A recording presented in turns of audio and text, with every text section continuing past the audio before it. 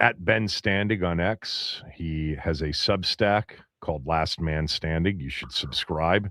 Costs hardly anything, and you get Ben's everyday reporting and covering of the team. He's got a podcast also by the same name, Last Man Standig. You can get that anywhere you get your podcasts. So the day after the schedule reveal, first of all, real quickly, like this has now gotten to the point where it's so anticlimactic when we get to 8 p.m. on the night that they've said they're going to reveal the schedule, because pretty much anybody and everybody have seen it and leaked it, and most teams' entire schedule by about 6 p.m. Eastern has been leaked. Do you think the league will do anything about this? How does that happen? How does it just, I guess too many, they're letting the teams know too far in advance? Yeah, it is.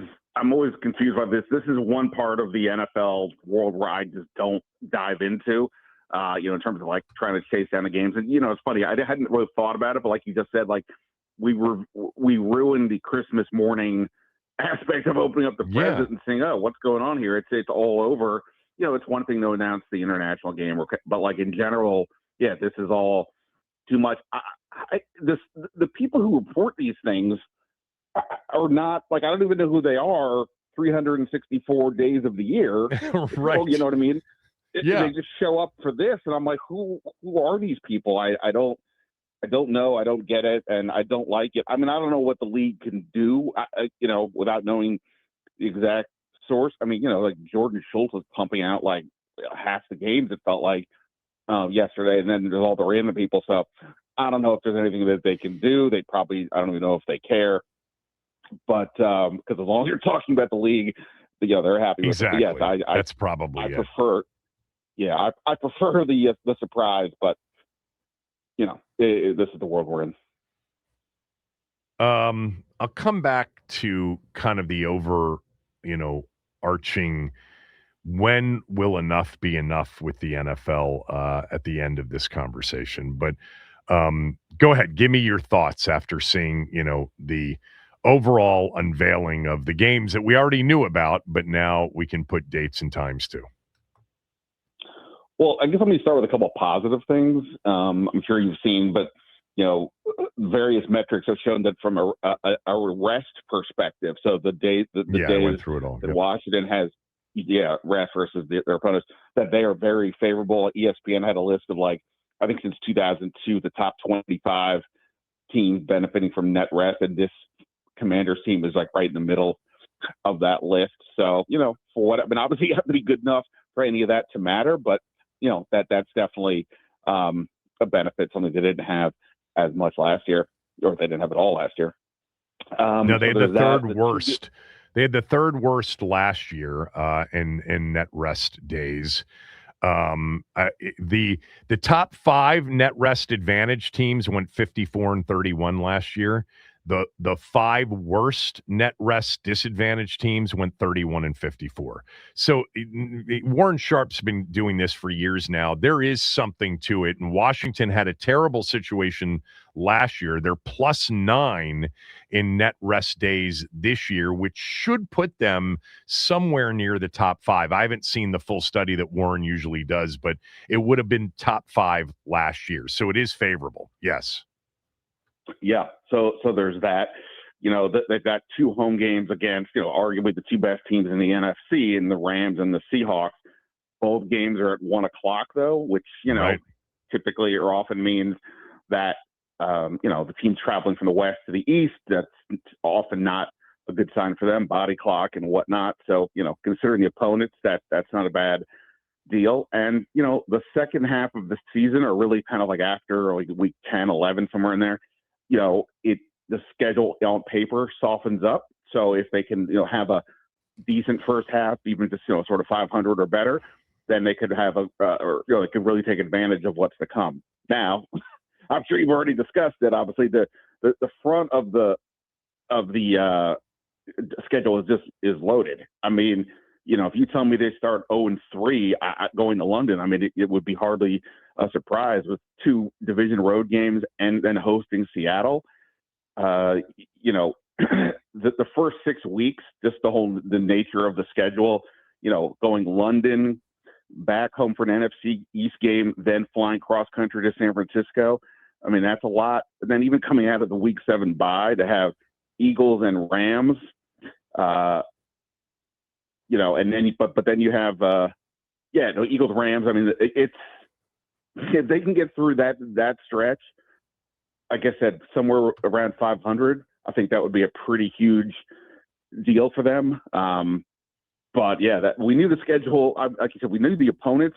It's just the order. They just backloaded the teams. You're like, okay, maybe you can check off a win there without thinking too hard, and they're all towards the back. And that is, you know, like I said, if they can survive that first 8-9 weeks, then you know they should be in pretty good shape. But we'll see. Yeah, as it appears right now, like you said, on paper. But it's the NFL schedule has a way of kind of duping you from what you thought when you first saw it year in and year out. I do take a lot of, you know, substance out of net rest, which they're in a good position this year. And I, like you mentioned, you know, right off the bat, that the benefit of two West Coast teams playing early 1 o'clock games on the East Coast. That is, you know, usually I can tell you from an ATS and against the spread number, it's very favorable in terms of outright, you know, wins by the East Coast teams. It's still favorable, just not as favorable as the ATS number. But to have really, at least on paper, the two best teams on your schedule that you're playing at home get to come all the way across the country and play early 10 a.m. their time starts, you know, usually works in the advantage of the East Coast team. So what else is there on the schedule? I wanted to get to this because it's fun to play this game, you know, with the schedule and look at it. And it's fun just to see where, you know, the games will be played. And like I pointed out, you know, I actually thought this was a possibility because of Jaden, that they would be featured in standalone, you know, nationally televised spots. And they got 5 of those with potentially, you know, 2 more with the flex on the Saturday possibilities in Week 16 and Week 17. They're only one of 2 teams, Tampa being the other, that have a chance to be in those spots. But do you think, and this is a big NFL question, you know, and after a day like yesterday, and to see, and we knew it was coming, but to see, you know, 5 standalone games before you even get to the weekend on Thanksgiving, with a Thanksgiving Eve game and a triple header and a Black Friday game, and now a triple header on Christmas Day and a game on Christmas Eve. And going, you know, they did not care this year. They had an option, but they didn't care. They decided we're going to play on the college football first round, you know, triple header Saturday. We're going head to head with at least 2 of their games. They don't care. Do you think there's a tipping point with the NFL? Is there a point in which saturation is a thing and people start to turn away? Because we are going to get 18 of these over probably 20 weeks, you know, not that far out in the future. Do you think there's a point where they could sort of tip it in the other direction? Well, I think we may be there now, at least in the sense of like discussing it, because you and I are talking about it. But I've now seen this topic raised in several other places over the last 24 hours, and I do think it's a concern. Look, I know there are people who would be very happy if you just, you know, pump the NFL, you know, into an IV into their veins, just had it 24/7 at all times, and you know, God bless if that's you, but I would like a break at some point to get away from this. And look, we can all just not watch it. I mean, of course, but you know, we're addicted, whether it's because of gambling or fantasy football or just to be part of the conversation, or you just like watching football. You know, it's hard to miss these things. Plus, it's only the one game a week. If I don't see, you know, the Orioles play or the Yankees play, like there'll be another one tomorrow. And same thing kind of with the NBA and the NHL. Football is obviously very different. So, yeah, to me, it's getting nuts. I mean, the fact that there are 5 games around Thanksgiving over 3 days, right? I mean, come on. Like, not to mention, like, you know, people with like families around the holidays. it's one thing if your team is playing. I think people probably get that. But when it's these other games and you're like, well, I didn't watch these two. They're like, no, you don't. I just, it does seem like it is too much. And also, like, I see a lot of people taking pleasure in the NFL now taking over Christmas from the NBA, and whatever. From a business perspective, I get it. So be it. I like the other sports too. We really can't just let the NBA have Christmas. Like, I get it. Again, I get it from the business perspective, but just let it I mean, I don't even watch necessarily all the NBA games by any stretch, but at the same time, come on, just go. Just let them have that day. You have all the other ones, but. So, yeah, I do think we're getting a tipping point. Now, again, I don't know what that means. It may just be part of the conversation we all have going forward, and maybe it takes several years before there's actual real pushback on it. But, yeah, I think we're at least now having the conversation of like, okay, what are we doing here? Ben thinks that we should just let the NBA have Christmas. And on the other hand, Netflix is offering us $150 million for 2 games on Christmas Day, and it's Wednesday, because that's what it was the first year they did it. We're going to take the $150 million. Ben, go back to your office. We'll be fine without you in this meeting. I think there's the NFL I think we've had this conversation now for 10, 15 years running. When Thursday night became a consistent all year thing, that was going to be, that's too much. College football plays on Thursday night. We like those games or whatever it was. I don't think that they can give us too much of this. I don't. And I think part of them is the scheduled nature, and I know we're enhancing the schedule, but the time of the year, the people who, people are in a rhythm. This is comfort food, and people never get sick of comfort food.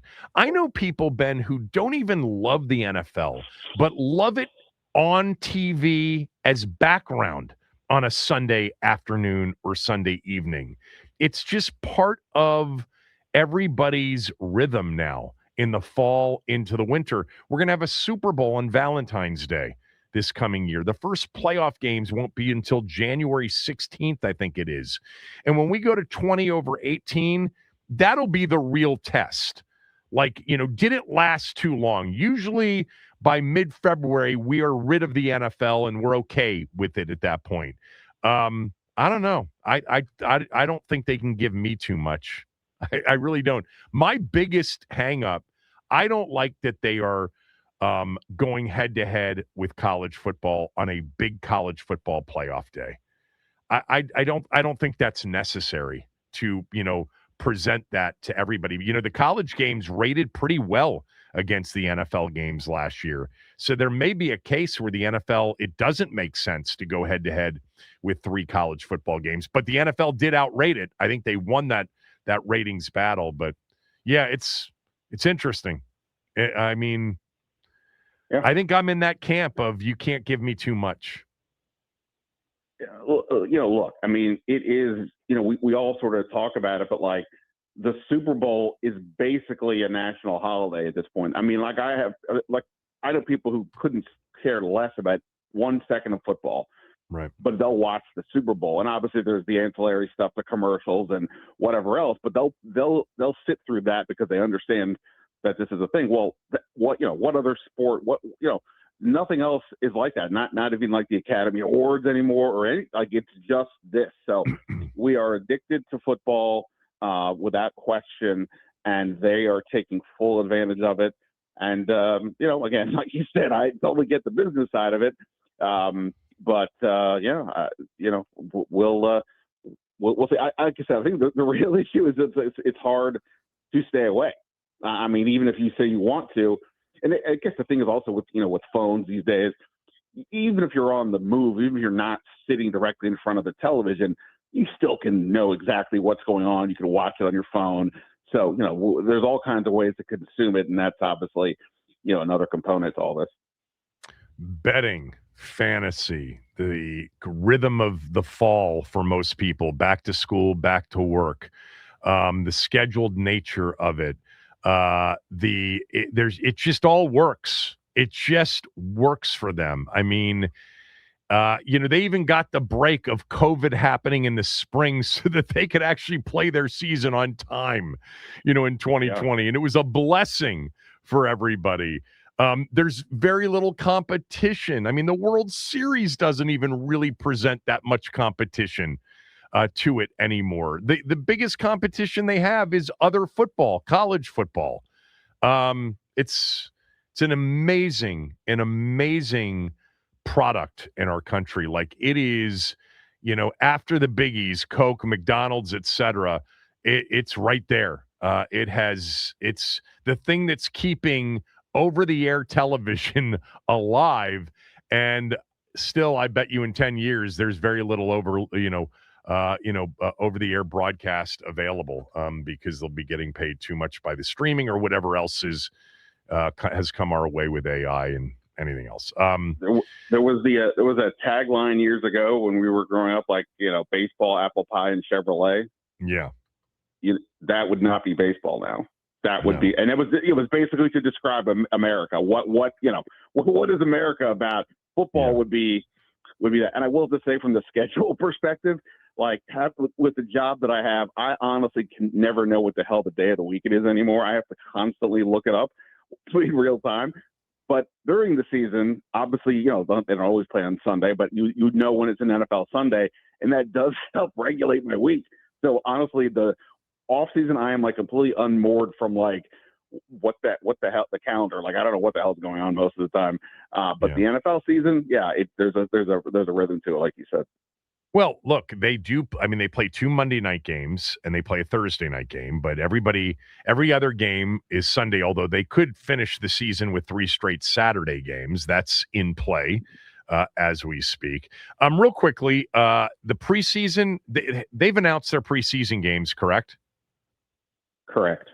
And what are they? It's they're hosting Miami. Unfortunately, it's that direction, not the other way. Hosting Miami, then at Detroit, and then at Baltimore. The Baltimore week will include a joint practice.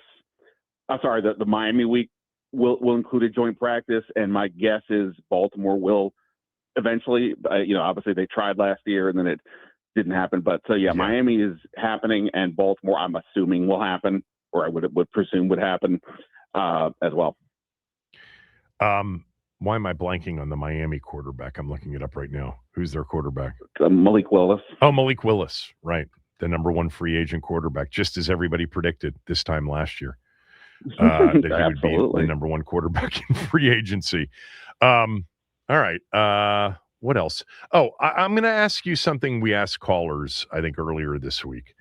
And that is, now that we are, pretty much complete with everything, of course, there's still one thing remaining, and that is the addition, potentially, of a Brandon Ayuk, Stephon Diggs, et cetera. But as you look back on what they, focused in on and what they accomplished or didn't accomplish, what do you think is the biggest, the most likely regret they will have about their offseason? Ooh, most likely regret. Well, look, I'm totally fine with the getting younger faster on defense, and they had to spend a lot of money and resources to do that. First round pick, a ton of money for Owe, and et cetera. Cool. We all understand that. But this is 3 years into the Jaden Daniels era, and he still doesn't have a lot of weapons around him.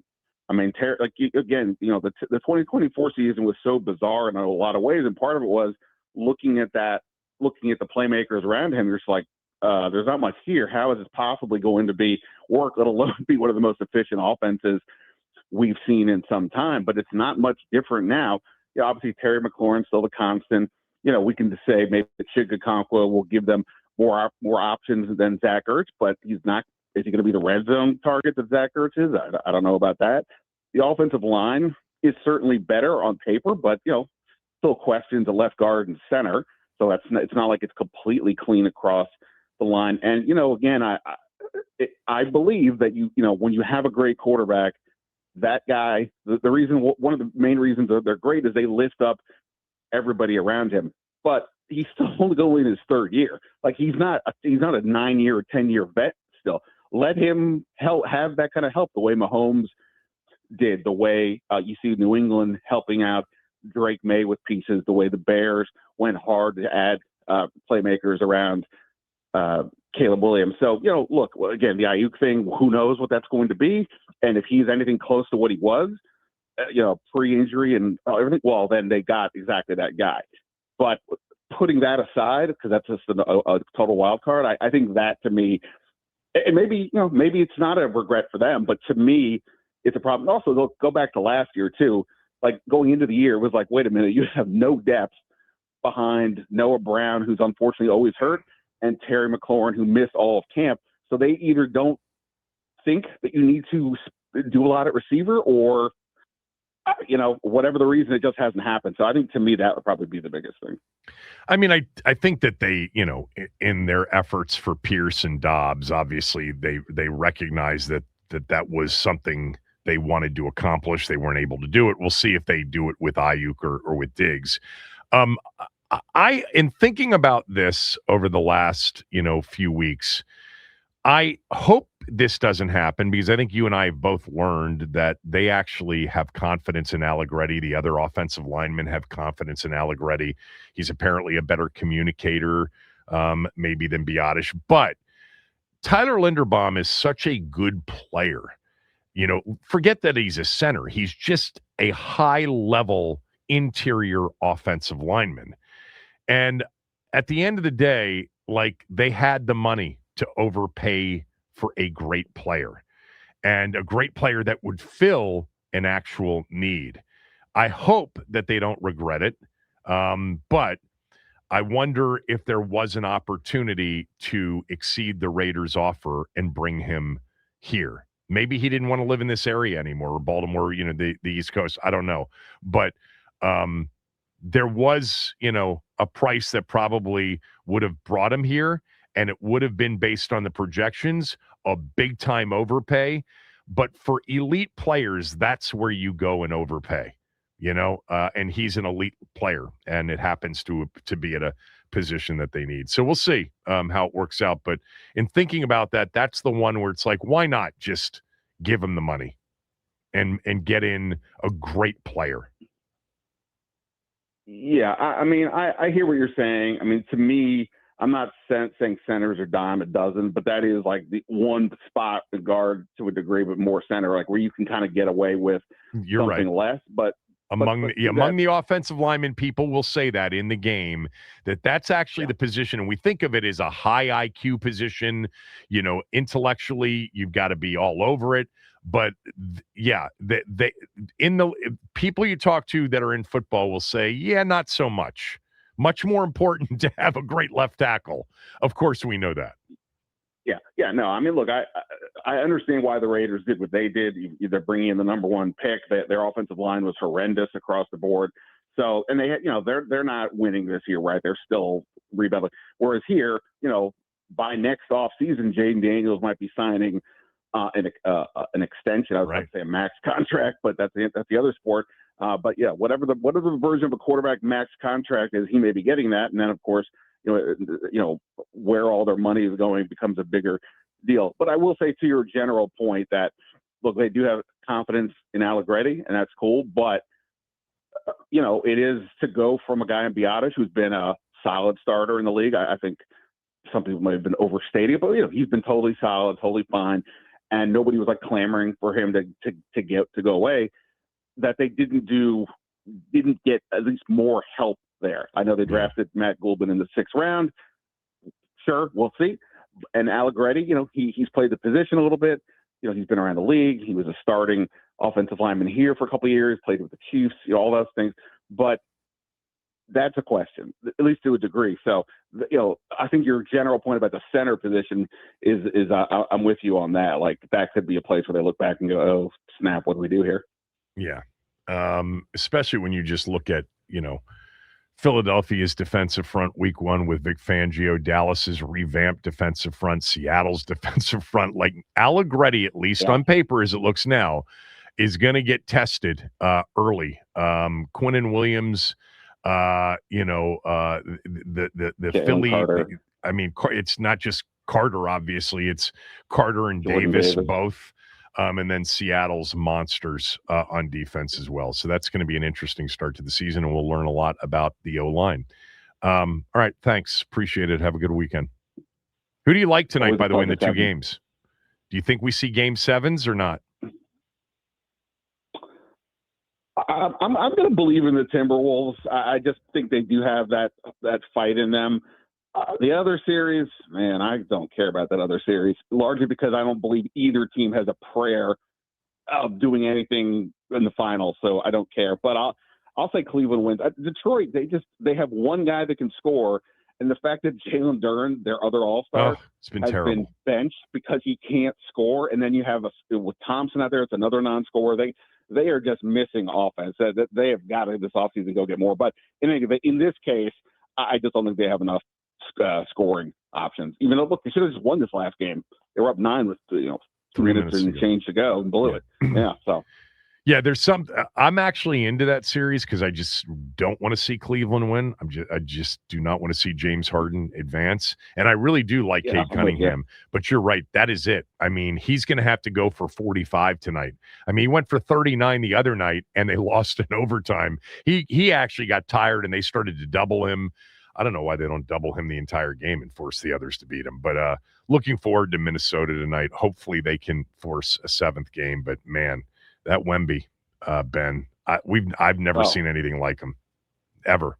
I was thinking about this the other day. If you said you can look at all the sports, NBA, NHL, MLB, NFL, and said you get to back one player's career from here for the next decade, any player, I'm picking him over every quarterback, over everybody. What he is. Yeah, it'd be him or Ohtani or him. Those would be the top two.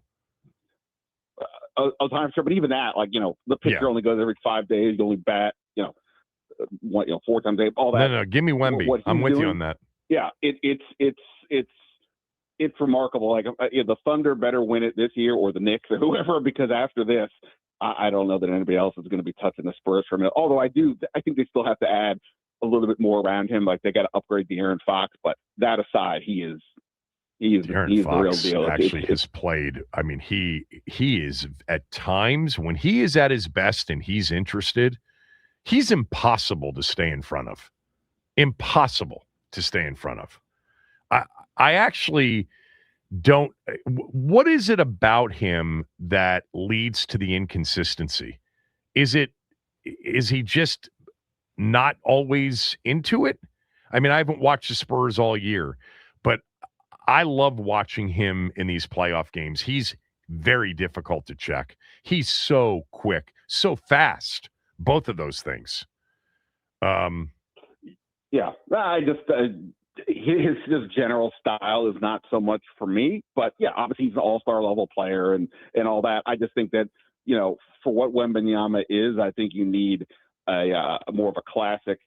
If not second banana, like a 1B to his 1A, and I just don't think that's Fox ultimately. So I just think they have to upgrade that. But hey, it might be Dylan Harper. Dylan Harper looks pretty awesome already. I mean, yeah, right, yeah. So that's the thing. They can move Fox, still have 2 guards that look to be have a chance to be elite, and then get another big or somebody to help. They probably also could use a Charles Oakley type to be there as his bodyguard, knowing for sure that Wemby's going to get beat up for sure, and to have that enforcer there. All right, talk to you later. See you. Awesome, man. See you. Ben Standig, everybody, at Ben Standig on X to get linked to his Substack, which I highly recommend.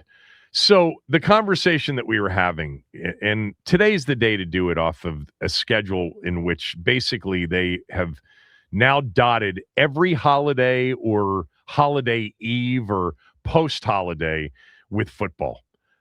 Is there a tipping point? Is there a saturation point, do you think, with the NFL at some point down the road? Or is it unlimited in terms of how much you can be given? Because we're, only one day this particular schedule, a Tuesday, away from having football on every day of the week. Is there a time in which you think enough would be enough? 301-230-0980. Phone lines open. Kevin Sheehan Show, the Team 980 and the team980.com.